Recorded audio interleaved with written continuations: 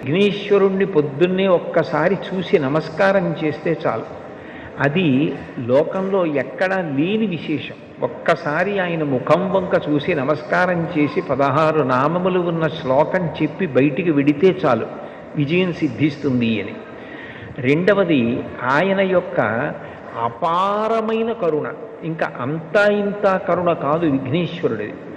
ఆయన క్షమించినంత తొందరగా ఎవ్వరూ క్షమించరు. మీరు చూడండి, అందరికన్నా ఎక్కువగా మరిచిపోయే లక్షణం ఎవరికి ఉంటుంది అంటే పిల్లల యందు ఉంటుంది. మీరు పిల్లలు అనేటప్పటికీ ఒక విషయం జ్ఞాపకానికి తెచ్చుకోవచ్చు.